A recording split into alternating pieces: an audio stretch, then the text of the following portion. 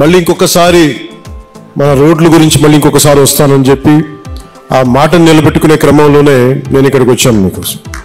ఇది ప్రత్యేకించి ఈరోజు ఈ అడవి తల్లి బాట ఈ కార్యక్రమానికి చాలా సంవత్సరాలుగా ఎప్పుడు డోలీల్లో ముఖ్యంగా మన అరకు, అల్లూరు సీతారామరాజు జిల్లా ఇలాంటి మన గిరిజన ప్రాంతాల్లో సరైన రహదారులు లేక ఇంకా డోలీల్లో కొంచెం ఇబ్బంది పడుతూ ఉంటారు.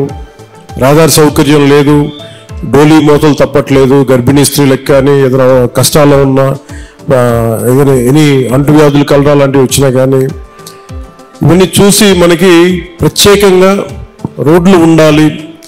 ఆ 100-150 మంది జనం ఉన్నా కానీ 500 మంది లోపు జనం ఉన్నా కానీ ముందు మనం రీచ్ అవ్వాలి, వాళ్ళకి రోడ్లు వేయాలి అనేది గౌరవ ప్రధానమంత్రి శ్రీ నరేంద్ర మోదీ గారు దీన్ని జన్మన్ కార్యక్రమం కింద తీసుకొచ్చారు. ఇది గ్రామీణ సడక్ యోజన కింద.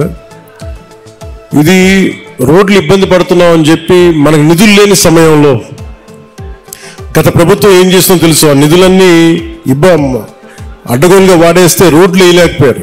అలాంటి పరిస్థితుల్లో నేను గౌరవ ముఖ్యమంత్రి శ్రీ నారా చంద్రబాబు నాయుడు గారి దగ్గరికి వెళ్ళి ముఖ్యంగా మన అల్లూరు సీతారామరాజు జిల్లా, అలాగే మన పార్వతీపురం, మన్యం ప్రాంతం, వీటి గురించి మాట్లాడుతూ ఇక్కడ గిరిజన కుటుంబాలకు కానీ గిరిజన సోదరులకు కానీ కుటుంబాలకు చాలా ఇబ్బందులు ఉన్నాయి, రోడ్లు కావాలి. అప్పుడు ఇంకా మనకి సెంట్రల్ గవర్నమెంట్ ఫండ్ కూడా రిలీజ్ అవ్వలేదు. వెంటనే నేను అడిగిన ఒక 24 గంటల లోపు ఆయన ఒక 49 కోట్లు రాష్ట్ర ప్రభుత్వం నుంచి శాంక్షన్ చేసి అడవి తల్లి కార్యక్రమానికి శ్రీకారం చుట్టడానికి చాలా బలం ఇచ్చింది.